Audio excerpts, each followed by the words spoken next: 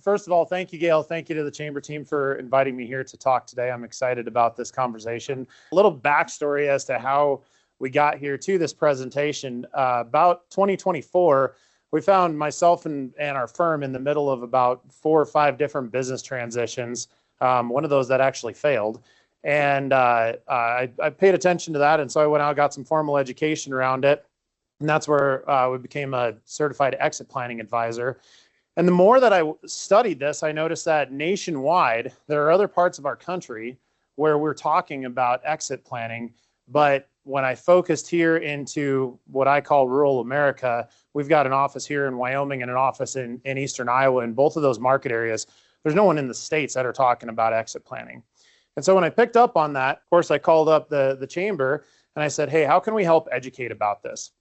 And so that was really some of the catalysts that brought us here to today. So I really hope that today's conversation is going to be educational, and my goal behind it is that there are some actionable things that you can take back to your organizations. And looking out here, there's a mix of business owners and nonprofits. And so I'm going to focus the language around business, but you can interpret that around organization, and a lot of these concepts are going to apply regardless of the entity that you're with. So first, I want to frame this whole conversation around this question, and this is something just to put in the back of your head and think about for a second. If you had to step away from your business, what would happen? Whether intentionally or unintentionally, if you had to step away from your business, what would happen? So the first thing I want to discuss is just to define what is exit planning. And oftentimes when I'm visiting with people and I say our firm does exit planning, they say, well, that's great. When we want to sell our business, we're gonna call you. I was like, we're not a business brokerage. That's a little bit different. Exit planning starts a little bit sooner than that. So exit planning, to boil it down to its simplest form, it's really this, where the owner and the business can separate. And that's where you can start building transferable value into your organization. We're going to cover some different statistics today, but just to frame where businesses are. But right now, 73% of business owners are set to transition within the next 10 years. Within the next, that's 4.5 million privately owned businesses. That represents roughly 14 trillion with a T dollars of business value that's going to be transferring. That is huge. That is a massive economic impact that's going on. So are all business transfers planned? We always like to discuss the 5 Ds of unplanned transfers. Can anybody guess who they are, what they are? Death, divorce, disability, disinterest? No, not quite. Maybe. 2 more. Disaster and distress. So kind of. Disinterest I probably wouldn't put into the 5, but the 5 Ds, death, disability, divorce, disaster, and distress. So if one of those things unfortunately hits your business, it can force either a fire sale or something to where now maybe your employees are left wondering, what do we do? What happens? Do I need to be finding a new job? What about the customers who relied upon you? So there is an argument that says having an exit-ready business is also risk management, despite if you're not planning to sell your business. You have no plans on selling your business, that helps put a risk management plan in place.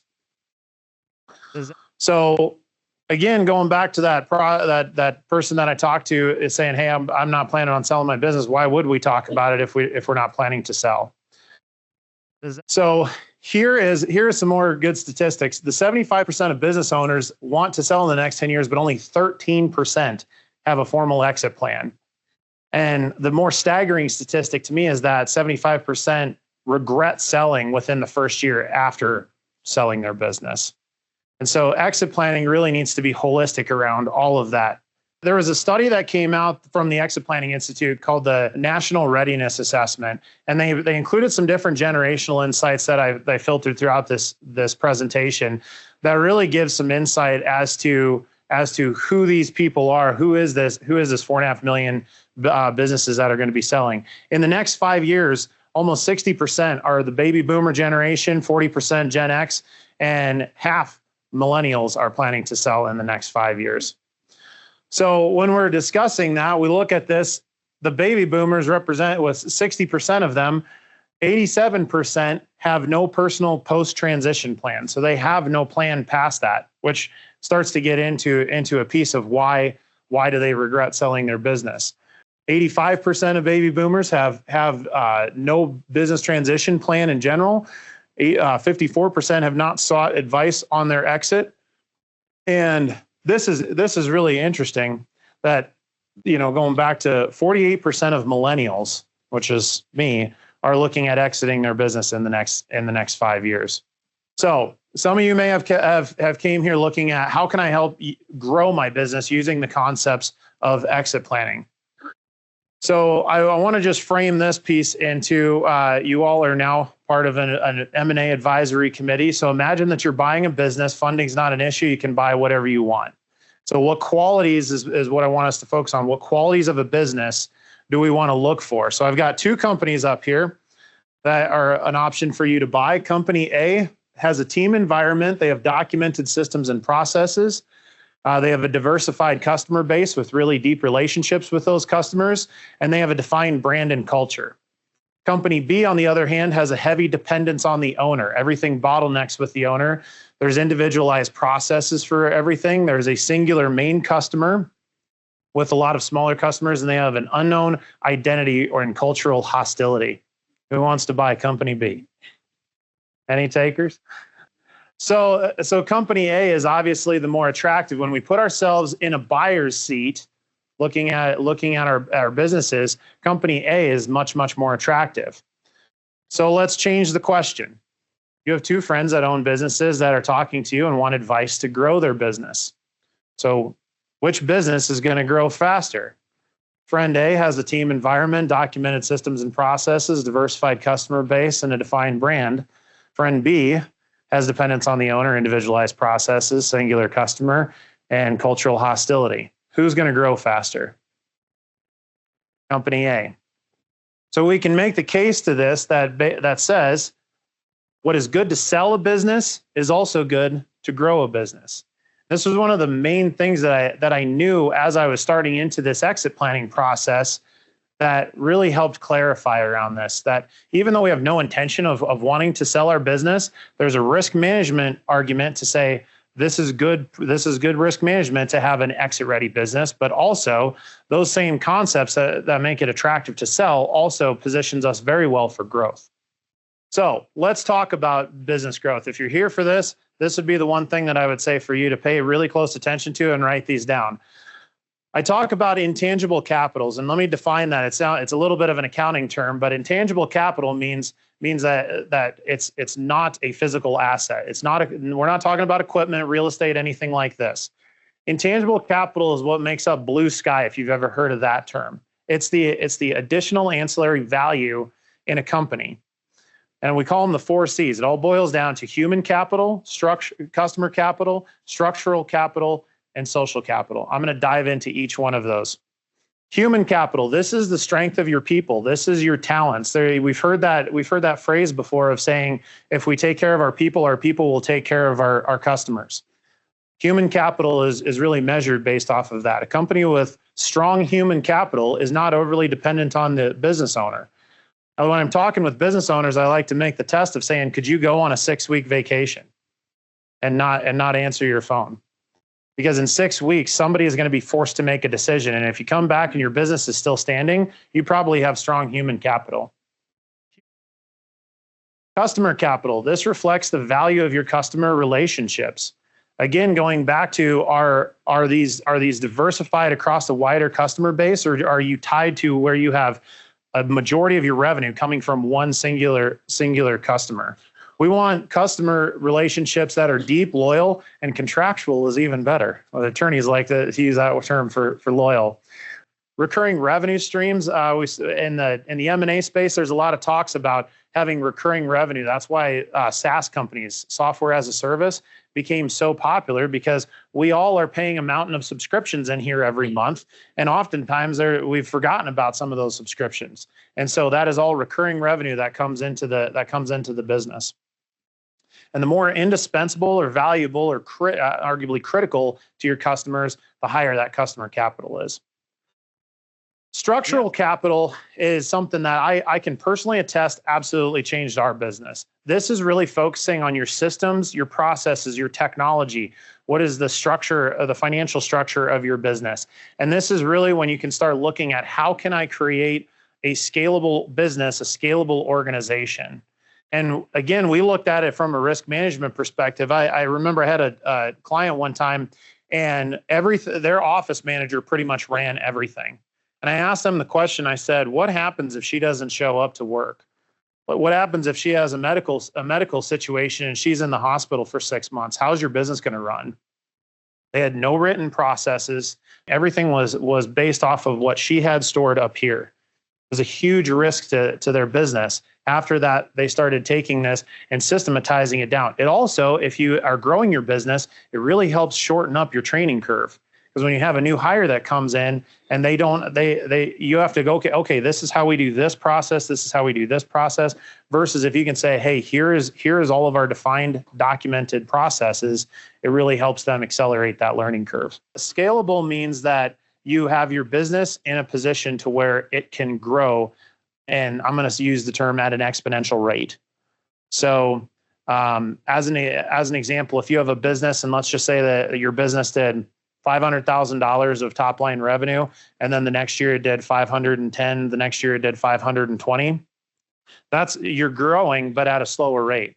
Scalability, and especially this term is used in the startup world, where we're looking at how do we take our business from 500,000 to 10 million? Because what is required to go from 500,000 to a $10 million company, you have to completely reinvent your whole business. There's a really good book. I don't know if anybody's heard of Dan Sullivan, but he put a book out called 10X is easier than 2X. And the whole concept around the book is talking about scalability. And his idea was that if you said to yourself, I want to double my business, you could probably sit down and identify a handful of ways that you could work on doubling your business. But if you said, I wanted to 10X my business, you have to completely destroy it and create something entirely new. And so I'd recommend that book. It's a really good book if anybody's interested in that. We've got it. Stop by our office. I'll let you borrow my copy of it if you're interested. Social capital. This is your culture and your brand.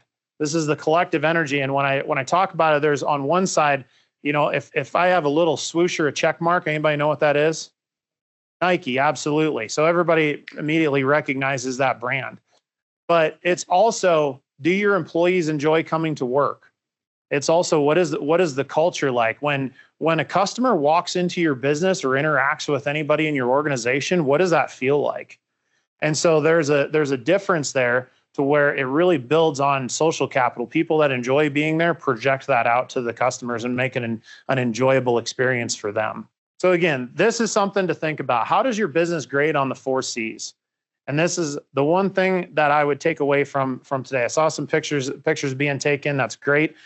Take this back to your organization and really think about it of where do we land and where could we improve on, because these are some of the areas that could really, really improve the growth of your company. So I want to talk about some other components that go into exit planning and business growth. And this is where we're going to start discussing back to why do business owners regret selling their business. So we talk about the analogy of the 3 legs of the stool, and the analogy is something everybody is very familiar with, is that if one of the legs weren't there, the stool couldn't stand up on its own. So we're going to apply that into exit planning and business growth. And those 3 pieces are personal readiness, financial readiness, and business readiness. So we call these the 3 legs of the stool. Personal readiness goes to what does life look like after the business transition? Do you have an identity that's outside of your business? I talked to a business owner at one point, and he was talking about selling his business and was all excited about this. And I said, well, what are you going to do the day following the sale? You've woken up at 5 a.m. and went down to the shop every single day, and you're telling me that you're not going to do that out of habit that following Monday? And so really figuring out what is that identity. We see this on the personal financial planning, even in retirement planning. I've got a list of what I call failed retirees, which I affectionately refer to. And it's not a financial failure. It's the fact that you can only play so many rounds of golf, so many hands of cards. They want some kind of further purpose for their life. And so that really dives into personal planning and getting that identity outside. This is my identity outside of work. I love horses. This is actually a young horse that I was training. I have no idea why I've got a medicine ball on top of it, but it was just kind of fun. That horse is 2 years old, and that was, I think, the third day I was riding it. So that's probably, if I ever wasn't doing this, that's probably what I'd be spending a lot of my time doing. Financial readiness is also a piece of this, where we see business owners where they sell their business.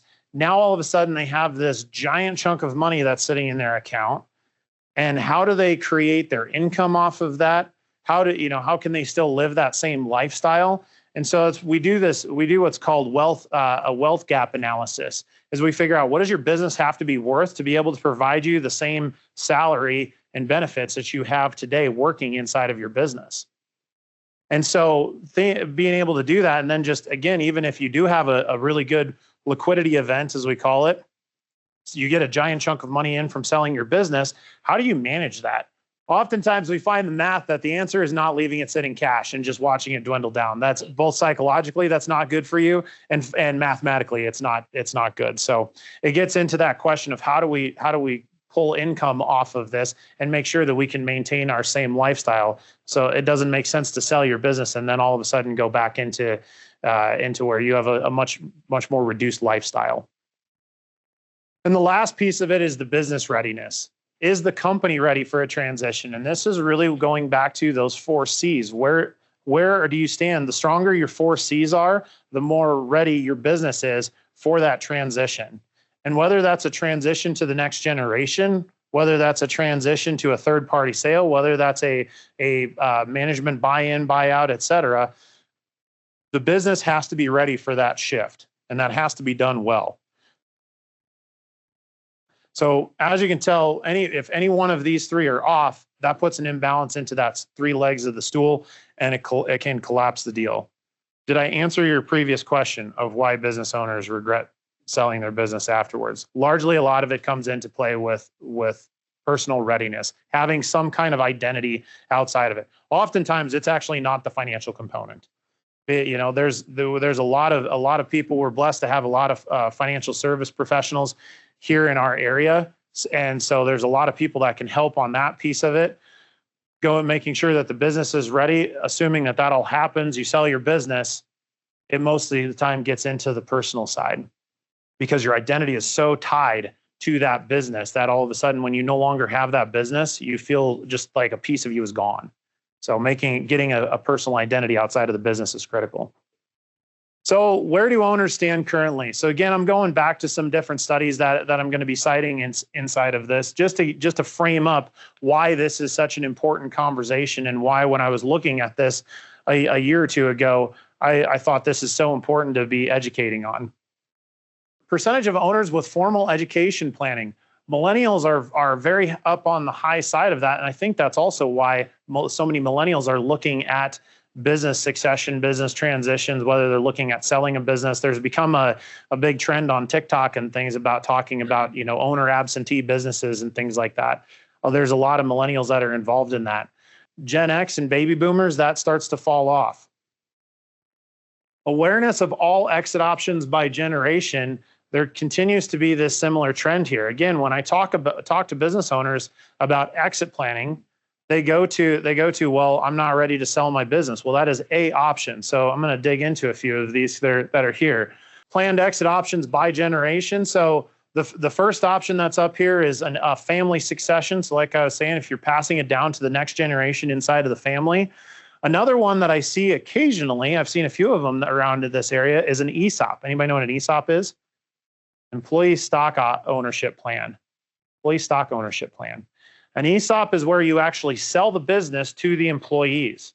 And so if you work for a business that has an ESOP plan, you as an employee are actually an owner of the business. One of the first ESOP plans that I ever came across was I was down in college. I went down to Fort Collins, and New Belgium Brewing Company is down there. And of course, I was just doing a tour. But I went up to the bar, and they said, we don't accept tips. We own the company, so we don't need tips. And so, at the time, I think it has since been sold. But at the time, when you walked in, they had a very different culture there, because even the bartenders, wait staff, the brewers, everybody were part owners of the company. Management buy-in and buy-out. We see this one quite often. And what if you have somebody that's a key person to the business, and then they decide that they want to be taking it over.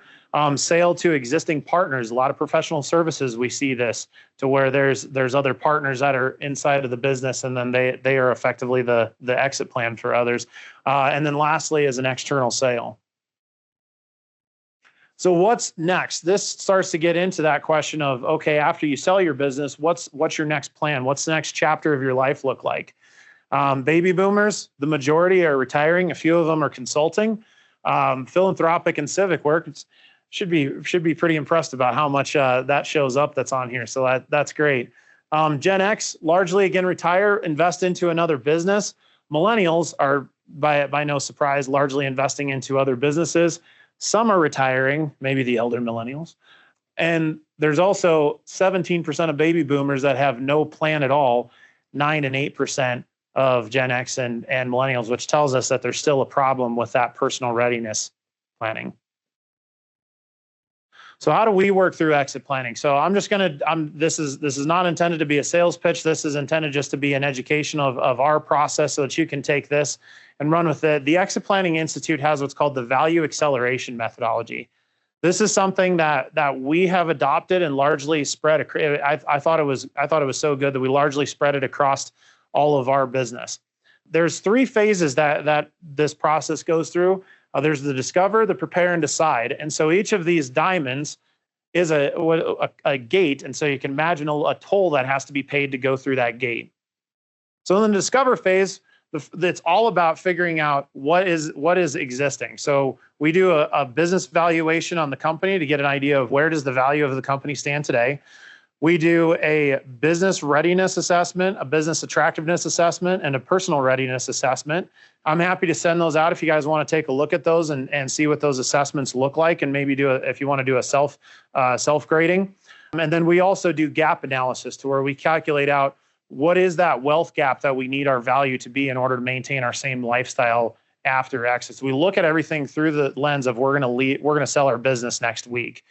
We do the same thing on the personal financial plan side and look at how's your existing personal financial plan, and where does that land. After that, we go through a series of workshops and we create what is the vision for the company? What's the 10-year, the 5-year, the 3-year vision? What's the 1-year plan, and how are you going to get there in the next 90 days? And all of that gets condensed down into a prioritized action plan. So that is the gate, that is the toll that has to get paid to get through gate 1. The next phase, you can stay there for 20 years if you want. The prepare phase is all about building up to where you are ready to transition. And so we talk about going down 2 concurrent paths: personal and financial planning, and then business improvements. And so this helps make sure that you are personally preparing yourself for an eventual transition, and also preparing the business for an eventual transition. And every 90 days, we work through an engagement with that to help make sure that we're mitigating risks and increasing value in both your personal financial plan and the business. And then every 90 days, you get to ask yourself the question of, do I want to sell the business? And if you do want to sell the business, then we start going into the decide phase. And if you don't, and you want to continue to grow, we just continue to recycle that next 90 days through that prepare phase. If you say, I would like to sell my business, we walk through that and we start looking at what are all the different options and what's going to make the most sense. And most of the time that really boils back down to what are the goals and what are the facts of the situation. And most of the time we can find what is the right answer from that. So that's really the methodology, which this is public information that you can look up. There's a good book that's called Walking to Destiny. It's 11 actions that business owners can take to increase the value of your business. Business growth benefits. So by going through the growth process, this increases your enterprise value and profitability, creates more independence for the owner, strengthens up the management team. That is something that I noticed myself, that as I empowered my team a lot more and I stepped away and quit getting myself in the middle of everything, my employees all of a sudden just blossomed like they were flowers I was holding them down. So that doesn't taste very good. Just a heads up when that happens. And then also makes the business more attractive to buyers, lenders, and successors. So action steps, like I said, I want this to be valuable. I want this to be something that you guys can take with you and implement this week. First, get educated. As I said, that's part of the reason why we started this presentation. This presentation was focused around education. We're going to continue to be trying to do more of this, talking about this, because we're not really seeing much out there where people are talking about exit planning. Do your own research. Shoot us questions. If we're happy to be a resource for you. Start with a valuation. Know what your numbers are. Know where your business stands today. We do a valuation on our business every year. I am my first client on everything. When we are going through and making sure that something is valuable, we should be able to eat what we cook. And so this is something that I have done for quite a while, to where we every year, and we're actually doing ours this week, we sit down and we do a valuation on our company. And then that to me is really, did we do well or did we not do well? That's the true recognition of, did we grow? Also, build an advisory team. When I talk to business owners, this is something I always want to know: who are the professionals that you're working with? Often you should have a good accountant, you should have a good attorney, you should have a good insurance agent, a banker, a financial advisor, and we're putting ourselves out there as value growth consultants. But there are others out there too that are doing this, just not exactly in Wyoming. Also, make this ongoing. Treat exit planning as it's a continuous process. This should not be a one-time event that, hey, I'm going to go through this process, and then, see where we stand, and all right, let's put that on the shelf. This should be something that you continuously implement into your business. A few resources for you. So one, I brought with me, this is something that I had come up with a couple of years ago, but this is kind of the mini version of all of this. We created these booklets called the 5 Key Indicators to the Health of Your Business. And so you can take this, sit down with your office manager, your bookkeeper, pull open your QuickBooks and fill this out. If you got questions on it, there's information from us on the back of it. But take one of these along with you. I'm going to put these up here. Grab one on your way out. Also, we kick out a financial strategy newsletter every month. We all get enough emails, and so I try to keep this one as high value as we can. So it's once a month. It's 3 paragraphs. It's got a quick introduction, what the financial strategy is, and who it applies to. And so we've had a lot of our business owners and our partners, professional partners, really appreciate that. And then we've been expanding those out into blog posts that we put out on our financial blog. So if you want to read more in depth about one of those topics, go out to our financial blog. We're continuously adding to that library of content that's out there. And then lastly, this recording, as well as others, we put up on our YouTube channel. Go give us a like and a follow on YouTube. I think we're up to like 7 subscribers so far. So we're really exponential growth on that one. So hopefully it'll be maybe 10 by after this one. But yeah, so we'll put this up. We're constantly trying to put up new content up on YouTube. That way, just I listen to YouTube a lot as I'm driving and stuff, and just another place that you can go. Well, thank you guys so much for attending, for paying attention. Really appreciate it.